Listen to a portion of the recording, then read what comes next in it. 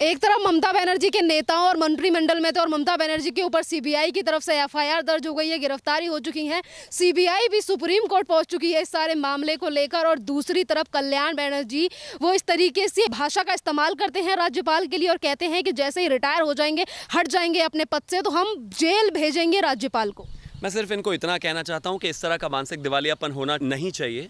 जनता जब आपको वोट देती है और इतने भारी बहुमत से लेकर आती है तो आपको और झुकना चाहिए। फलदार जो वृक्ष होता है वो झुकता है। जहां तक अगर हम बात करें ममता दीदी की और ख़ास तौर पर इनकी सरकार की, तो जिस तरह से इन्होंने काम किया है, और ये आज का नया नहीं है, ये आज नहीं कर रहे हैं। आपको याद होगा कमिश्नर की गिरफ्तारी को लेकर जब बात आई थी तो तब वो धरने पर बैठ गई थी। आदरणीय अमित शाह जी जब वहाँ पर थे तब वो धरने पर बैठ गई थी। उसके बाद अब 4 मंत्रियों को उठाकर लेकर गई तब वो सीबीआई जाकर पहुँच गई। उसके बाद जब कोर्ट में सुनवाई होने लगी तो उनके कानून मंत्री जो कानून बनाते हैं, जो गार्जियन हैं, जो प्रोटेक्टर्स हैं, वही जाके अदालत में लोगों पर प्रेशर बनाने लगे।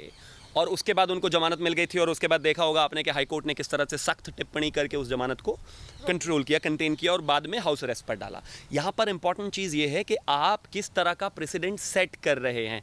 आप जो चाहते हैं बदले में आपको वही मिलेगा। ये देश यहाँ पर आपसे पहले ममता दीदी एक नई तरह की राजनीति की शुरुआत कर रही हैं और वो ये कि जब आपकी सरकार बन जाए तो लोगों को मारिए, महिलाओं का रेप करिए, हम आपके साथ खड़े हैं। जितनी भी संवैधानिक संस्थाएं हैं, कोर्ट से लेकर और एलजी और तमाम गवर्नर, तमाम जो लोग हैं, इन सबको बीजेपी के दलाल और तमाम तरह की बातें करिए। लेकिन वो ये भूल जाती हैं कि जब 35 साल का लेफ्ट का किला उन्होंने ढहाया तो उनका जो 10 साल का ये दंगा, लूट, कटमनी, बलात्कार, ये किला ढहेगा तो उनको भी इन्हीं सब चीज़ों का सामना करना पड़ेगा।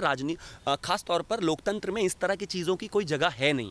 आप चुनाव लड़ते हैं, जीतते हैं या हारते हैं, 2 ही चीज़ें हैं। आपका ग्राफ ऊपर जाता है, नीचे जाता है, लेकिन उसके बाद जितनी भी जनता होती है वो आपकी होती है। सबको इसी तरह से रखा जाता है क्योंकि वो आप ही के राज्य के लोग हैं। लेकिन जिस तरह से ममता दीदी के मिनिस्टर्स से लेकर और खुद ममता दीदी तक ने गुंडों का समर्थन किया है, लोगों के साथ अव्यवहार किया है, हर बात पर। अभी प्रधानमंत्री जी के साथ एक कॉन्फ्रेंस में जब वो थी, जब वहाँ पर 24 परगना के डीएम को बोलना था लेकिन उसको ना बोलने देकर वो खुद उन्होंने जो है बोलने नहीं दिया और उन्होंने फिर बाद में बाहर आकर कहा कि हमें तो बोलने नहीं दिया गया। ये अपने आप में बहुत, मुझे लगता है कि आप इतने फ्रस्ट्रेट हैं। ऐसा ही केजरीवाल ने किया था। ये जो अलग अलग राज्यों के मुख्यमंत्री हैं ये इतने फ्रस्ट्रेट हैं, इनको प्रधानमंत्री बनने की इतनी जल्दी कोशिश ये बहुत बार कर चुके हैं। वो अलग बात है, मुंह के बल गिरे हैं।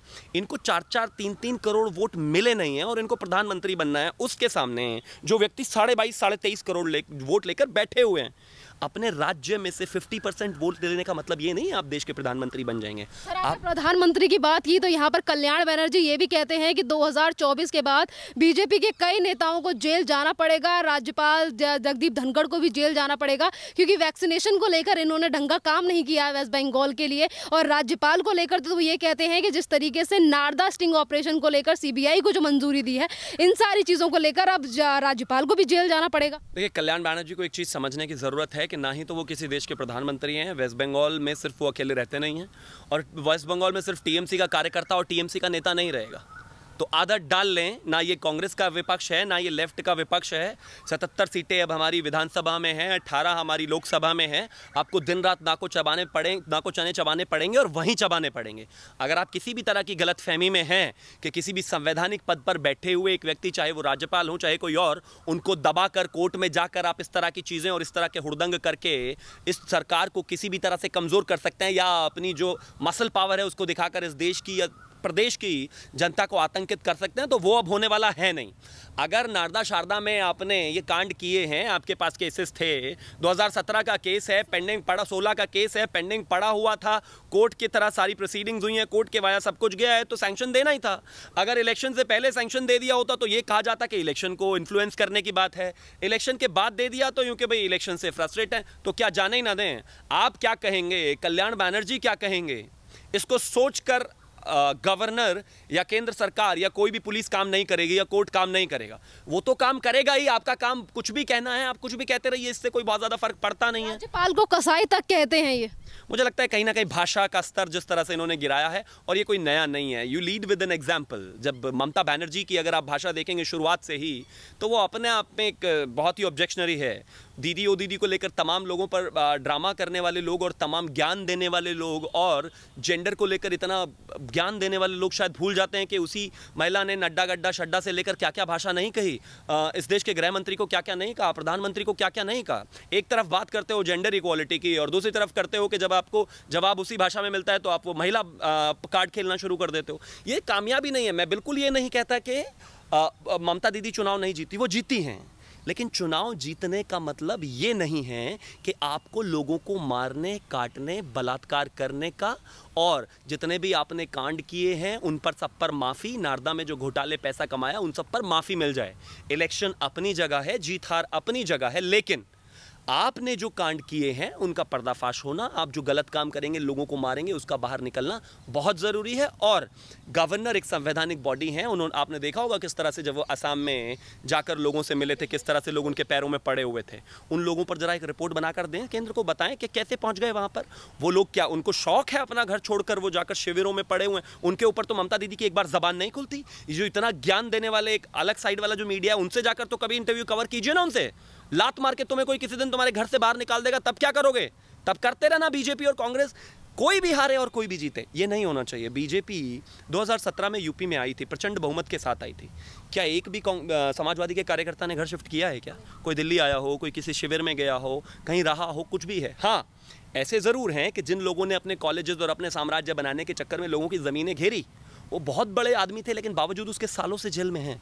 जेल में सरकार नहीं रखती, संवैधानिक दायरे के रहने वाले लोग कोर्ट्स और जजेस रखते हैं। अगर उनको आपको लगता है कि आप गलत कर रहे हैं तो माफ़ कीजिए, आप चाहे कुछ भी हैं और कुछ भी हो जाएं, आपको जेल जाना पड़ सकता है। ममता बनर्जी के जितने भी जो स्कैम हैं, अगर वो निकल कर सामने आ रहे हैं और सीबीआई अपना काम कर रही है, कार्यवाही कर रही है, तो इनकी सरकार की तरफ से ये क्यों कहा जाता है कि ये बदले की कार्रवाई हो रही है हमारे साथ? क्या ये गुनाह इन्होंने किए नहीं थे? पब्लिक डोमेन में नहीं है जो ममता बनर्जी इस तरीके की बातें करती? देखिए, अपने लोगों को अपीज और सेटिस्फाई करने के लिए ममता दीदी कुछ भी कह सकती है। उनके पास इसके अलावा और कोई लाइन है नहीं। उनके पास सिर्फ एक यही लाइन है कि सिर्फ लोगों को बताने के लिए, लोगों को कहने के लिए, लोगों को झूठ बोलने के लिए ये बीजेपी के एजेंडा पे काम कर रहे हैं। कोर्ट्स बीजेपी के एजेंडा पे काम नहीं करते। जो गिरफ्तारी की जो ऑर्डर थी वो हाई कोर्ट ने दिया था, कलकत्ता हाई कोर्ट ने दिया था, तो उससे तो कोई फ़र्क नहीं पड़ता है। अब बंगाल हाई कोर्ट अगर किसी चीज़ को ऑर्डर देता है तो एक्सरसाइज करना वहाँ का काम है, सिंपल सी बात है। और रही बात सीबीआई, ईडी और जितने भी इनकम टैक्स और उसके अलावा लोकल पुलिस की भी, यहाँ पर कोई भी बिना तथ्य के किसी को ज़्यादा दिन तक नहीं रख सकता। कोर्ट नाम की कोई चीज़ है। अगर आपको लोअर कोर्ट से प्रॉब्लम है आप हाई कोर्ट जाइए, आपको हाई कोर्ट से प्रॉब्लम है आप सुप्रीम कोर्ट जाइए। और आजकल तो फ्लेक्सिबिलिटी बहुत है, लोगों के लिए 12-12 बजे भी कोर्ट खुलते हैं। तो अगर आपको लगता है कि आप बिल्कुल आपके साथ पॉलिटिकल वेंडेटा हुआ है तो जाइए। लेकिन इनका प्रॉब्लम है ना, अगर वही कोर्ट इनको जेल भेजे तो वो बीजेपी का कोर्ट, वही कोर्ट इनको जमानत दे दे तो वो इनका कोर्ट। ये नहीं हो सकता। नेता किसी भी पार्टी का हो, इस देश की संवैधानिक संस्थाओं से बड़ा नहीं हो सकता। ये वो देश है जहां पर इंदिरा गांधी जो एक समय की प्रधानमंत्री थी, उनका संसद की सदस्यता खत्म करने की बात आ गई थी, उनको जेल तक भेज दिया गया था, ऑर्डर पास हो गए थे।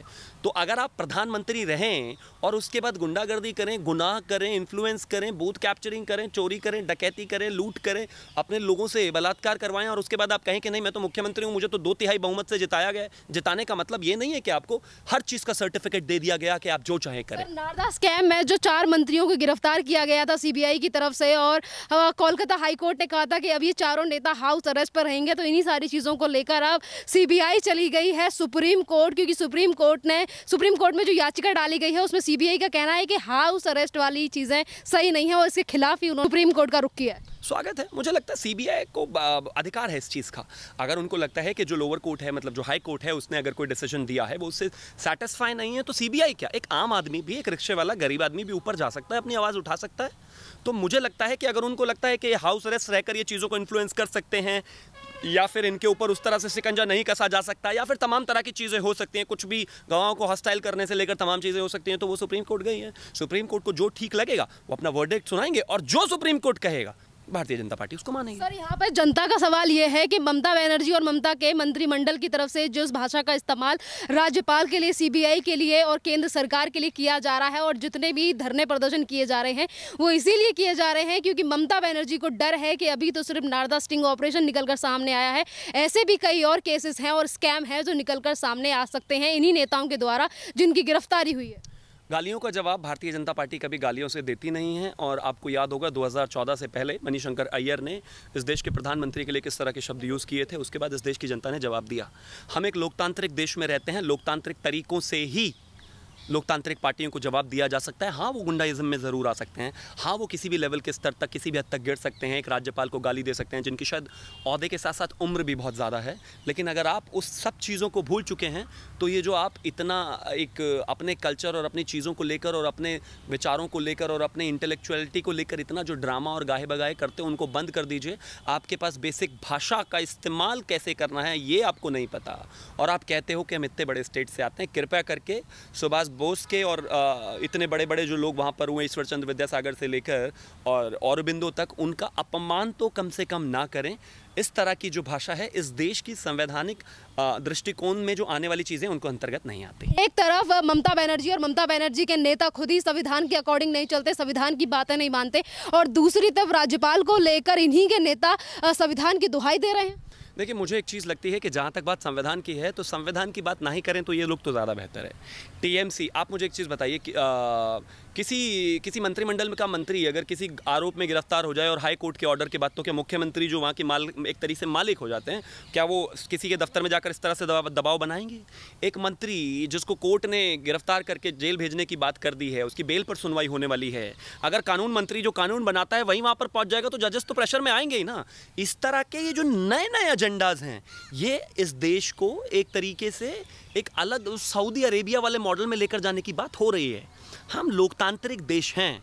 अगर आप किसी चीज़ से सहमत नहीं है, अगर आपको लगता है आपने कोई गलती नहीं की, तो आप भी उसी तरीके से कोर्ट जाइए, सीधा तरीका यही है।